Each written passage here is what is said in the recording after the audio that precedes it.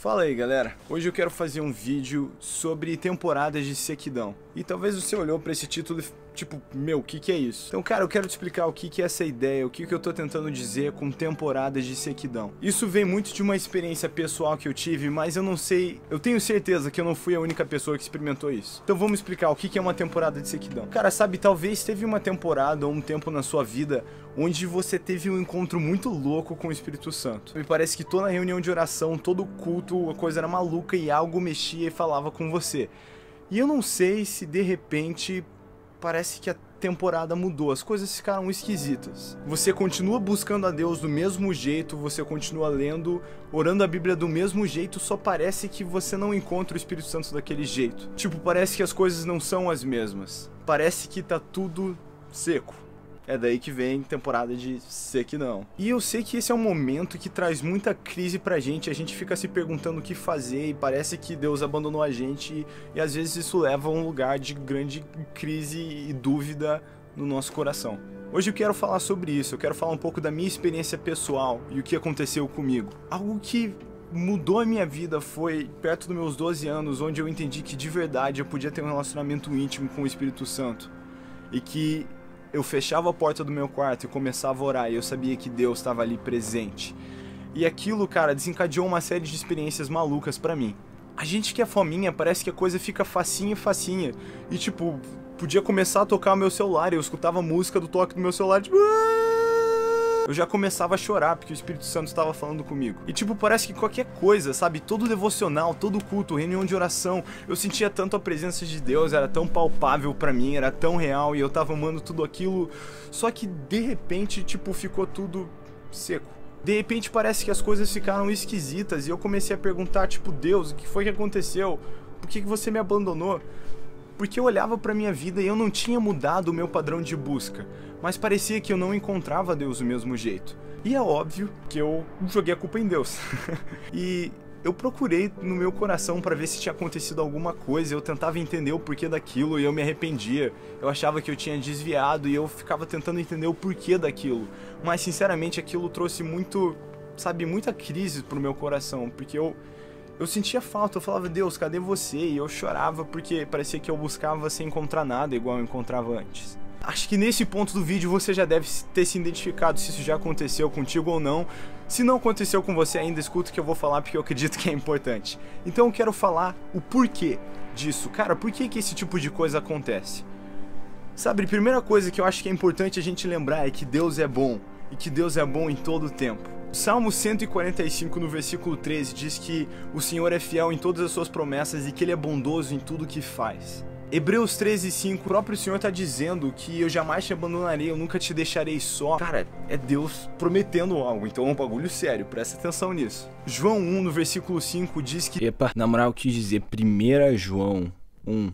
Versículo 5. Eu comi um primeiro aí, mas acontece, vamos lá. Deus é luz e que nele não há escuridão alguma. Em outras palavras, Deus é inteiramente bom. Ele é tipo a bondade em sua plenitude, porque Deus criou a bondade, sacou? Então o questionamento que eu quero fazer é se Deus é bondoso em tudo que faz, e se Ele é sempre bom, e Ele é sempre amoroso, e Ele é fiel nas promessas dele, por que Deus permitiria a gente passar por temporadas de sequidão? Por que Deus permitiria que a gente passasse por momentos onde o nosso coração se sente abandonado e parece que a gente para de sentir a presença dele, ou parece que a gente deixa de ter as experiências que a gente tinha? Eu acredito que existem alguns motivos importantes pelo qual isso acontece. O primeiro motivo que eu acredito que isso acontece é a maturidade. Sabe, porque quando a gente chega para Jesus, principalmente a gente na nossa juventude, a gente tem o fervor, mas muitas vezes a gente é imaturo ainda, a gente tem o fervor, mas não tem a maturidade. E por que é importante ter essas duas coisas juntas? Sabe, é porque o fervor ele te leva com intensidade, mas só a maturidade vai te levar longe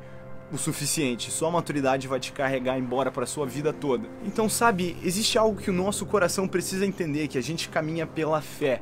A fé não sente, a fé sabe. Então a gente não caminha no que a gente sente, a gente caminha no que a gente sabe. Então se a palavra de Deus diz que Deus nunca abandona a gente, que Deus nunca deixa a gente só, a gente não tá só, mesmo se a gente se sente só. Sabe, existe algo importante nesse momento. Isaías 43:2, Deus está dizendo ali através do profeta Isaías que quando você passar pelas águas, eu serei contigo. Quando você passar pelo fogo, quando você passar pelas dificuldades, eu vou estar com você. É o que esse verso está dizendo. A Bíblia não está dizendo se você passar por essas dificuldades. Ela diz quando, porque você vai passar com certeza.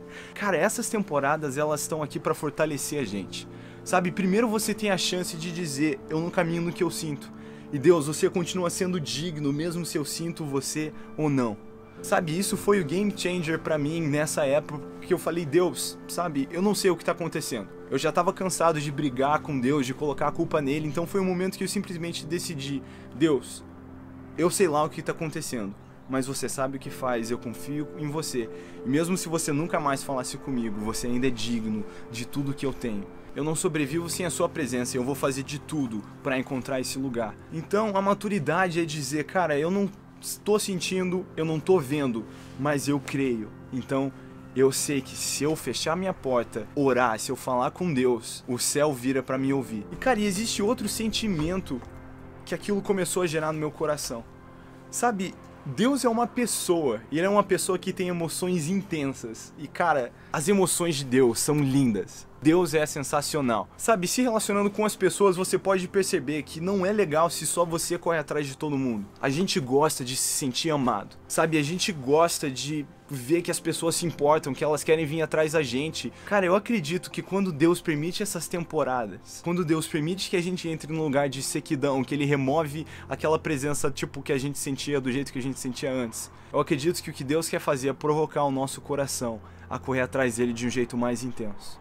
Sabe, eu não tô dizendo que Deus é mimado e Ele fica tipo, ui, eu não vou ficar falando com você, você tem que falar comigo também. Mas Deus, sabe, cara, o coração de Deus é tão lindo. Ele ensina a gente a amar Ele pelo nosso próprio bem, e isso é doideira. Deus gosta de ser amado, Ele gosta de ser buscado por nós. Ele é uma pessoa real que tem emoções de verdade. Então, sabe, às vezes é fácil pra gente tá naquele lugar, tá na presença de Deus, quando é tudo tão fácil. Sabe, quando Deus invade o quarto daquele jeito e tipo, a gente sente pra caramba, a gente sente tudo, a gente sapateia e tudo. Mas o quanto será que a gente ama a presença de Deus se a gente não estiver sentindo algo tão intenso? Sabe, o quanto vale buscar Deus e o quanto você quer de verdade buscar a pessoa dele e não só um sentimentozinho bacana? Sabe, a presença de Deus é o tesouro mais precioso. E nenhum tesouro fica escondido na superfície.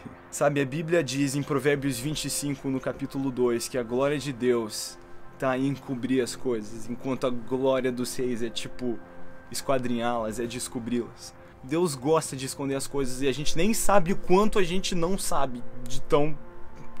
Deus não é gente. Cara, a presença dele é um tesouro. Isso foi algo que eu entendi, que foi o que marcou aquela fase pra mim, foi o jeito que eu saí daquela crise. Eu lembro um dia que eu me fechei no meu quarto e eu comecei a orar que nem doido, e eu tava tocando violão e eu chapando, eu querendo, sabe, eu querendo sentir a presença de Deus, porque eu pertencia àquele lugar, a gente pertence à presença de Deus. Sabe, não existe nada que me traz satisfação ou prazer como a presença de Deus traz. Então eu tava ali gritando e eu, Deus, eu preciso de você. E teve uma hora que eu fiquei bravo, eu parei de tocar, eu falei, Deus, eu não tô entendendo. Sabe, eu tô parando tudo. Tudo que eu quero é buscar você. Eu tô aqui nesse lugar e parece que só quer dificultar isso. E eu lembro que eu tava resmungando com Deus porque Ele não tava deixando eu sentir a presença dele. Até que eu vi essa cena, eu tive essa visão onde um homem começava a cavar pra achar um tesouro. E eu tinha uma visão onde eu conseguia, tipo, de uma forma raio-x ver o chão e, tipo, eu vi onde o tesouro tava e eu vi esse homem cavando. E chegava uma hora que simplesmente desanimava de cavar, ele parava, ele largava aquela pá e ele ia embora. Mas na visão que eu tinha, tipo, ele tava quase chegando no tesouro e eu fiquei inconformado com aquilo. Porque era um tesouro muito bonito, no baita estilo Indiana Jones, assim, cheio daquelas bagaças de ouro e tudo. Cara, era um baita tesouro. E eu, na minha cabeça, pensei, como que esse cara vai embora sem achar esse tesouro? Tipo, ele tava quase lá. E de repente eu me toquei o que estava acontecendo. Eu entendi que o Espírito Santo estava perguntando, Céu, quanto vale a minha presença pra você? Tipo, você vai simplesmente desistir e ir embora? Se isso for mais difícil de achar do que você gostaria? Sabe, Deus tá esperando por a gente. E se você tá nessa temporada de sequidão, onde parece que você não tá sentindo nada, cara, eu quero encorajar você a buscar Deus de forma mais intensa, em dizer, Deus, eu não vivo sem a sua presença. E quer eu sinta, quer eu não, eu vou estar aqui aos seus pés. Não sei se já parou pra pensar, mas todo o império das trevas reunido não consegue atingir Deus. Mas um coração quebrantado. Ah, cara, isso mexe com o coração de Deus de um jeito. Sabe, o amor que Deus tem por nós é incrível. Não tem palavras pra descrever o tamanho disso. Jeremias 29, no versículo 13 diz: buscar-me-eis e me achareis, se me buscardes de todo o coração. Deus leva as promessas dele a sério. O primeiro versículo que a gente leu é sobre como ele é fiel em tudo que promete. Se você tá passando por isso, eu já tive onde você tá. E eu quero te trazer ânimo, te trazer coragem e dizer, mano, não desiste, sabe? Mesmo se tá difícil, mesmo se você não tá sentindo nada, não abra mão do que é mais precioso pra você, que é a presença de Deus. Não abra mão desse relacionamento que a gente tem acesso, que a gente tem direito. Sabe, a gente foi feito filho e a gente pode se aproximar diante do trono com ousadia e isso é tipo...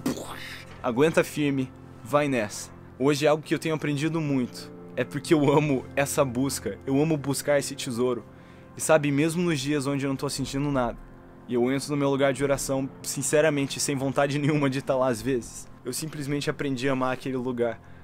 E, cara, sinceramente, às vezes eu tô aqui e eu passo 3 horas e meia orando, tipo, com fervor, sem sentir nada, dica de nada. Sem Deus falar comigo, sem eu ter uma revelação brilhante, sem eu nem entender às vezes o que eu tô lendo ou orando. E de repente, cara, por 15 minutos, o Espírito Santo vem e fala comigo. Coisas que, tipo, estão marcando a minha vida e mudando o meu jeito de viver e entender as coisas.